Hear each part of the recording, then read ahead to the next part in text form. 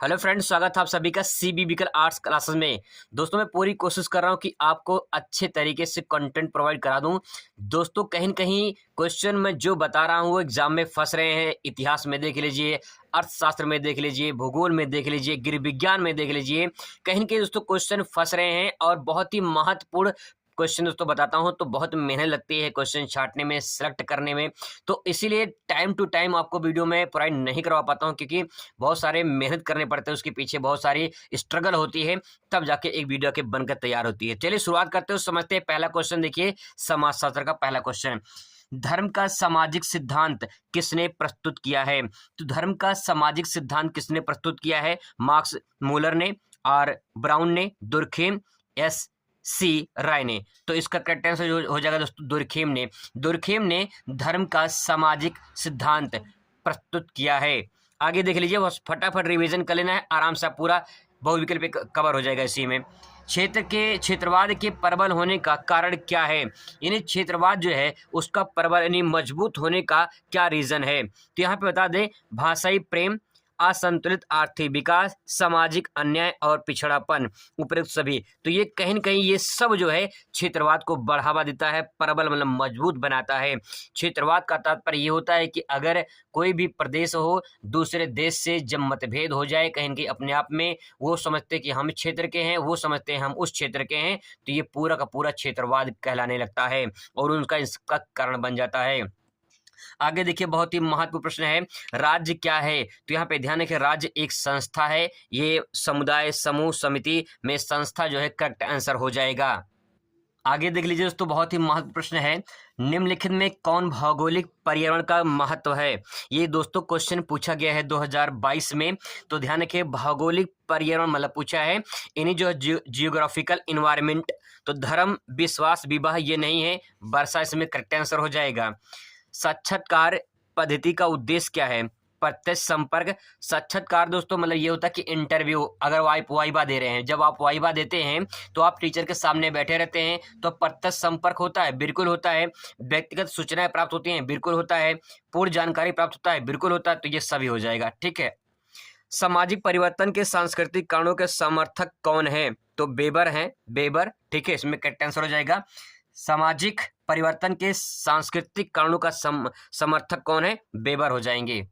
अगला प्रश्न है, भूगोल में आधुनिकीकरण का कारण क्या है? तो इसमें दोस्तों ये सभी हो जाएगा, क्योंकि औद्योगिकीकरण, नगरीकरण, पश्चिमीकरण, ये सब। पश्चिमीकरण का तात्पर्य ये हो जाएगा कहीं न कहीं जैसे यूरोप में है, यूरोप में बहुत सारे देश हैं जो विकसित देश के श्रेणी में आते हैं, तो उनका विकास ज़्यादा हुआ है, तो उन्हीं के आधार पे ये जो है पूरब वाले जो है, जो पूर्वी देश हैं वो कहीं के विकास कर रहे हैं, पूरब वाले, दक्षिण वाले, ठीक है। तो उसमें से जो हो जाएगा ये सभी करेक्ट आंसर हो जाएगा। पश्चिमीकरण की अवधारणा किसने दी है? करेक्ट आंसर हो जाएगा इसमें M.N. श्रीनिवास, ठीक है, M.S. श्रीनिवास इनका करेक्ट आंसर हो जाएगा।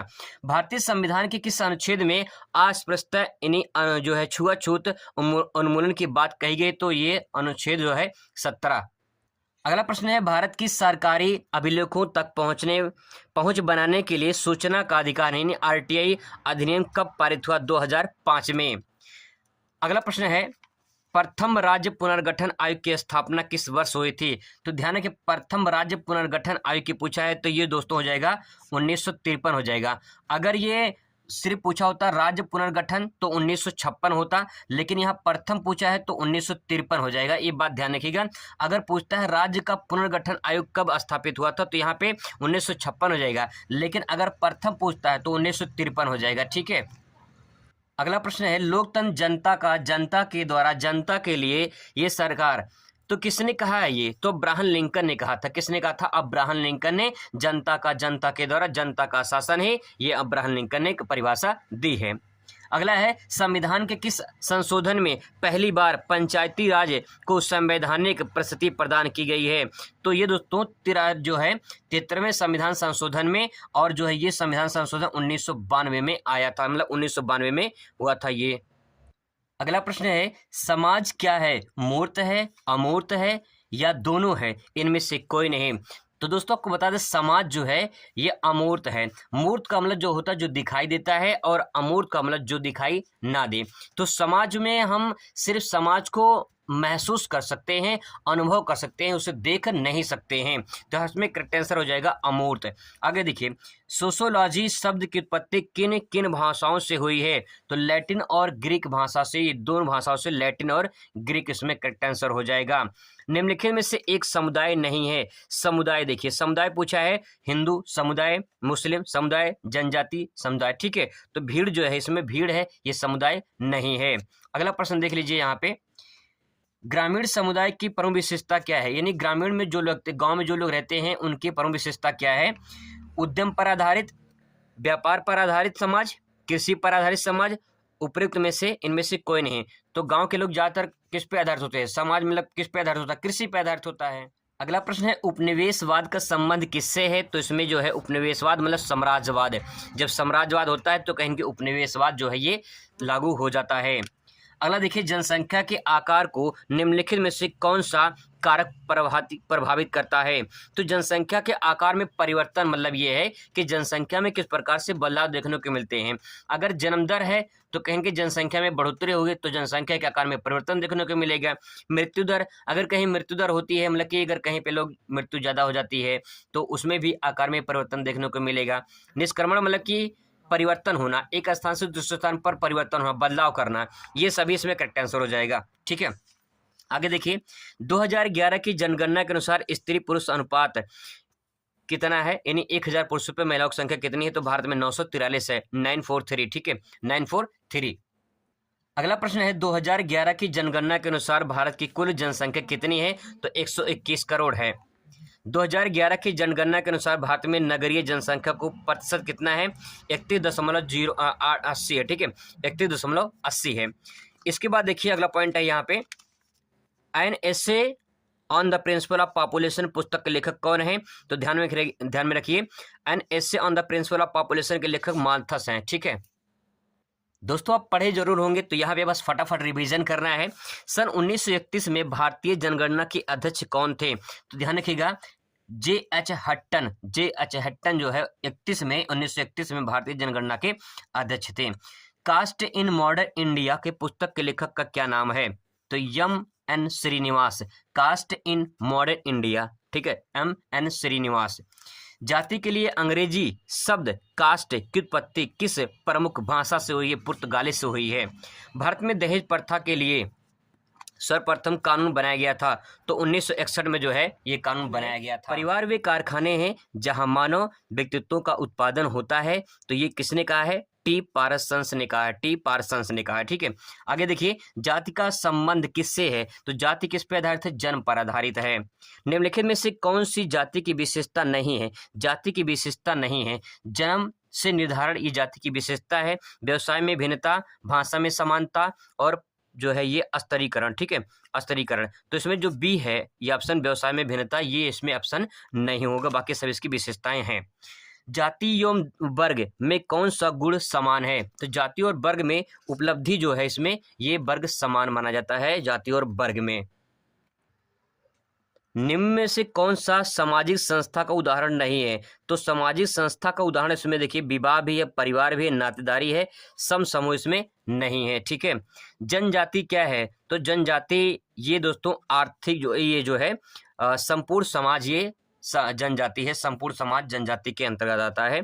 अगला है, निम्नलिखित में से जनजाति समूह में एक विशेषता कौन सी है? ये समान भाषा जो है ये एक जनजाति की विशेषता है। अगला प्रश्न है, जनजाति को पिछड़े हिंदू किसने कहा है? तो ये G.S. घुरे ने कहा है। अगला प्रश्न देखिए, अनुसूचित जातियों की प्रमुख समस्या क्या है?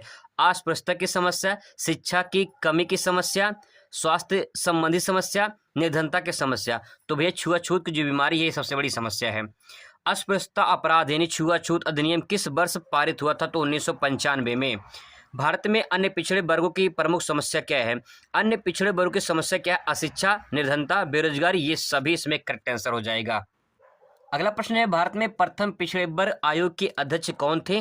तो आपको बता दें कि यहाँ पे काका कालेकर, ठीक है, कालेलकर, अगला है भारत में द्वितीय पिछड़ा वर्ग आयोग के अध्यक्ष कौन थे। यहाँ प्रथम पूछा गया है तो यहाँ पे हो जाएगा काका कालेलकर हो जाएगा, और अगर द्वितीय पूछे तो यहाँ पे बीपी मॉडल हो जाएगा। ठीक है, बीपी मंडल हो जाएगा।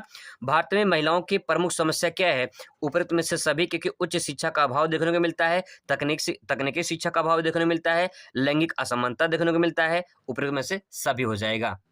अगला पॉइंट है संस्कृतिकरण की अवधारणा के प्रतिपादक कौन है। संस्कृतिकरण के तो बता दें कि इसमें जो है M.N. श्रीनिवास हो जाएगा करेक्ट आंसर। ठीक है, M.N. श्रीनिवास। संस्कृतिकरण शब्द की उत्पत्ति किसने की है, तो ये भी इस तरह से क्वेश्चन घुमा देगा, तो आप भी ध्यान रखिएगा, M.N. श्रीनिवास हो जाएगा। और M.N. श्रीनिवास का पूरा नाम क्या है, तो यहाँ पे ध्यान रखिए मैसूर नरसिंहाचार्य श्रीनिवास इनका पूरा जो है नाम हो जाएगा। अगला प्रश्न है भारत में पंचायती राज कौन सी व्यवस्था लागू है। भारत में जो पंचायती राज कौन सी व्यवस्था लागू है, तो उसमें त्रिस्तरीय पंचायती राज व्यवस्था है। ठीक है, ग्राम पंचायत का कार्यकाल कितने वर्ष सभी को पता है, 5 वर्ष होता है। ग्रामीण नगरीय शहर की अवधारणा क्या कहलाती है, तो ग्राम और नगरीयता दोनों सम्मिश्रण कहलाता है। दोस्तों क्वेश्चन थोड़ा ज़्यादा इसलिए थोड़ा सा फास्ट रिवीजन कर रहे हैं। प्रभुत्व जाति की अवधारणा किसने दी है, तो इसमें करेक्ट आंसर हो जाएगा M.N. श्रीनिवास। ठीक है, आगे देखिए भारतीय संविधान के किस अनुच्छेद में अस्पृश्यता का उन्मूलन का अंत या बात कहेगी, तो ये अनुच्छेद 17 हो जाएगा। भारत के सरकारी अभिलेखों को पहुंचाने के लिए कौन से मतलब RTI जो है ये 2005 में, क्वेश्चन रिपीट हो गया थोड़ा सा यहाँ पे। आगे देखिए हरित क्रांति का संबंध किससे है, तो ये कृषि उत्पादन से संबंधित है। हरित क्रांति का सर्वाधिक प्रभाव किस राज्य में पड़ा, तो ये पंजाब से शुरुआत हुई थी। पंजाब, हरियाणा, यूपी 3 राज्य हैं जिसमें पंजाब सबसे पहले स्थान पर आता है। भारत में ग्रामीण विकास के लिए नरेगा किस समय लागू किया गया। नरेगा जो शुरू हुआ था ये 2005 में शुरू हुआ था, लेकिन जो है यहाँ पे पूरी तरह से जो है 2 फरवरी 2006 में पूरी तरह से लागू हो गया, 2 फरवरी 2006 को। ठीक है, आगे देखिए भारत में हरित क्रांति के जनक किसे कहा जाता है, तो जो है MS स्वामीनाथन को। ठीक है, MS स्वामीनाथन को भारत का जनक कहा जाता है। अगर विश्व के पूछे तो नॉर्मन बोरलॉन्ग को जो है विश्व का जनक कहा जाता है हरित क्रांति का। अगला प्रश्न है मेक इन इंडिया का उद्देश्य क्या है, तो आत्मनिर्भर भारत, आधुनिक मशीनों का प्रयोग करना, आर्थिक वृद्धि करना, ये सभी जो है करेक्ट आंसर हो जाएगा। औद्योगिकीकरण का आर्थिक विकास पर प्रभाव पड़ता है, तो यहाँ पे जो है उत्पादन व्यवस्था परिवर्तित होती है, आपसी तनाव एवं संघर्ष में वृद्धि होती है, विशेषज्ञों का जो है प्रादुर्भाव होता है, तो ये सभी जिसमें करेक्ट आंसर हो जाएगा। औद्योगिकीकरण का सामाजिक प्रभाव, इसमें भी ये सभी करेक्ट आंसर हो जाएगा। बहुत ही महत्वपूर्ण है सत्य शोधक समाज की स्थापना किसने की थी, तो ये आंसर हो जाएगा ज्योतिबा फुले। तेभागा आंदोलन कहाँ इससे संबंधित है, तो ये बंगाल से संबंधित है। 1918 में सर्वप्रथम मजदूर संघ की स्थापना किसने की थी, तो BP वाडिया ने की थी। ब्रह्म समाज की स्थापना 1828, बहुत ही महत्वपूर्ण प्रश्न है, ब्रह्म समाज की स्थापना 1828 में हुई थी। अगला प्रश्न है सामाजिक आंदोलन की विशेषता है, तो ये जो है ये संगठित होते हैं, ये इसकी विशेषता है। ब्रह्म समाज के संस्थापक कौन थे, तो ये आंसर हो जाएगा राजा राम मोहन राय। कब, 1828 अभी देखे थे हम लोग। ठीक है, चंपारण सत्याग्रह का नेतृत्व किसने किया था, महात्मा गांधी जी ने किया था। ऑल इंडिया किसान सभा का उदय कब हुआ था, 1936 में हुआ था। ठीक है, इसके बाद तो सबसे महत्वपूर्ण प्रश्न यहाँ पे दिया गया है। आर्य समाज की स्थापना अगर पूछता है तो 1875 में और दयानंद सरस्वती ने किया था। ठीक है, यहाँ पे ध्यान रखिएगा आर्य समाज की स्थापना दयानंद सरस्वती ने 1875 में, और ब्रह्म समाज की अगर बात पूछे तो राजा राम मोहन राय ने 1828 में। ठीक है, ध्यान रखिएगा।